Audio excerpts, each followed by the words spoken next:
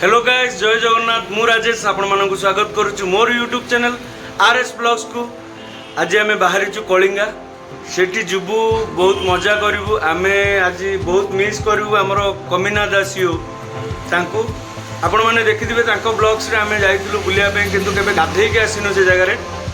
आज जुबू गाधेबू से मजा मजलिस बहुत बढ़िया पूरा बिंदास मजा करके आसबू। आ गोटे नुआ भाई को आम देखा करूँ आज आसन देखु।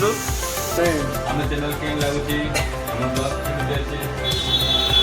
तो बहुत बढ़िया अच्छे आ प्रेजेंटेशन भी बहुत बढ़िया अच्छे। बाकी मोर तो पुराना भाई सी आपण मैंने आसतु ये जगह को बेलगुंडार भाई गोटे बढ़िया माने साइकेल शॉप गोटे खोली। स्टार्टिंग रेट केमती कौन अच्छी साइकेल को? स्टार्टिंग रेट अच्छी 3000 किड्स मानकर कोर्स ऊपर साइकेल सब डिफरेंट टाइप आपण मैंने देखी पारे माने आपणर माने डेट कमेबा चाहूँगी जदि यही साइकेल यूज करेंगे बहुत बढ़िया। एटा देखिए एटा भी देखिए आप केमती कंफर्ट लगुच रिंटी भाई मिस्टर चालाकी। आपण को मु शॉपटा देखै दूची शॉपर नाटा आपण मानू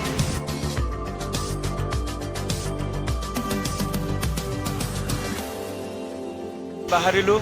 चलतु देखा पुणी भंजनगर रे भंजनगर टू पुणी बाहर कलिंगा।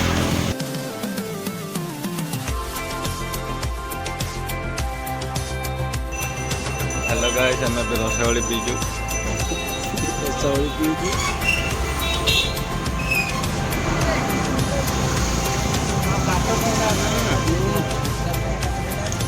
खेल पूरा अलग प्रकार। रसाबाड़ी मजा थिला। ଏବେ ରସାବାड़ी आम राजेश भाई को टिके कम पड़ेगा बोले सोडा पीले आउे पी चल गैस सर जोड़ा गैस रहा कथा माने सोडार गैस रहा कथा से ना आ जो मनीष भितर गैस न रहा कथा ता पाखे भरपूर गैस अच्छी।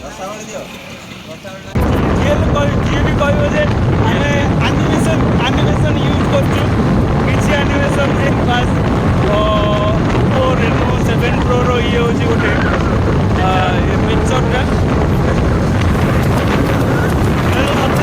पच पट पूरा एडिटिंग कराए।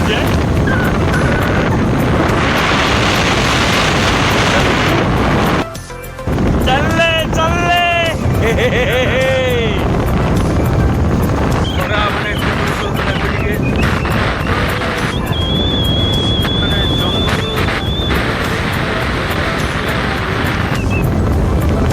बढ़िया लगुच, ठंडा लगुच पूरा गोटे अलग टाइप मजा लगुच।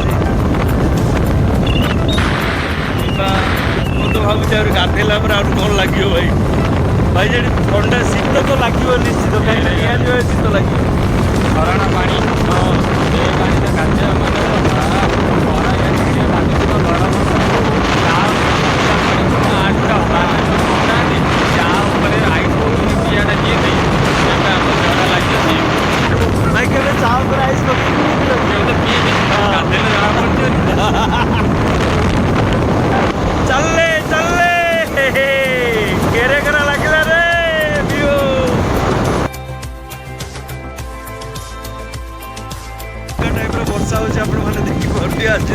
हालत खराब हो गला।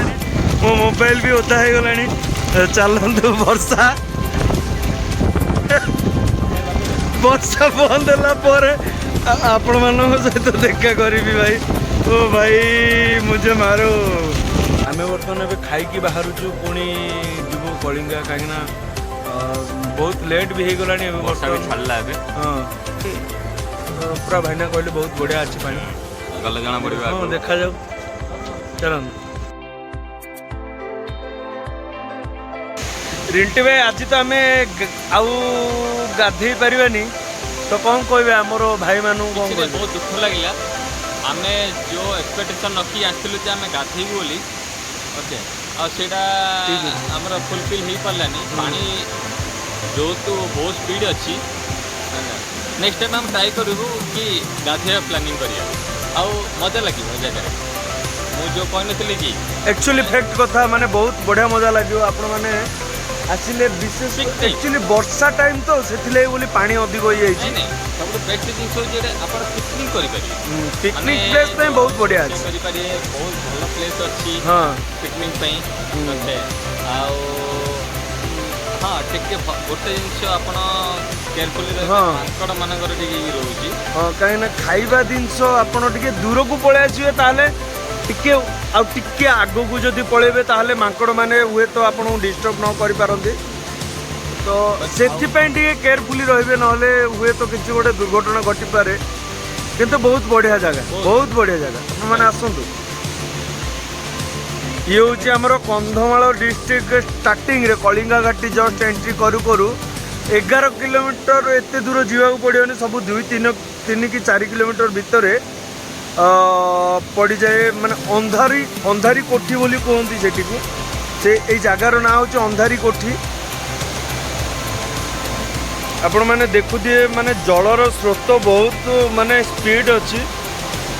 ଆଉ ମୁଁ ଆପଣମାନଙ୍କୁ ଦେଖେଇଥିଲି ଯେ ପାଖକୁ ଯାଇକି ବି ଦେଖେଇଛି ବହୁତ ମାନେ ସ୍ପିଡ୍ ଅଛି ସିଏ ସାଉଣ୍ଡ ବି ଆପଣମାନେ ଶୁଣିପାରୁଥିବେ। ଏଠି ଗୋଟେ ଛୋଟିଆ ମନ୍ଦିର ଅଛନ୍ତି ଠାକୁରଙ୍କର ମାନେ ମୁଁ କ୍ଷମା କରିବେ ମୁଁ ଏଠି ଲାଷ୍ଟ କରିବି କାହିଁକିନା ନେକ୍ସଟ ଦେଖାହେବା ପୁଣି ନେକ୍ସଟ ବ୍ଲଗ୍ସରେ। ମୋର ଏମିତି ଭିଡ଼ିଓ ଗୁଡ଼ାକୁ ସବସ୍କ୍ରାଇବ୍ କରନ୍ତୁ ଲାଇକ୍ କରନ୍ତୁ ସେୟାର କରନ୍ତୁ କମେଣ୍ଟ ବି କରନ୍ତୁ। ହଁ ପୁଣି ଦେଖା ହେବା ନେକ୍ସଟ ବ୍ଲଗ୍ରେ। ଜୟ ଜଗନ୍ନାଥ ଜୟ ମା ଶାରଳା।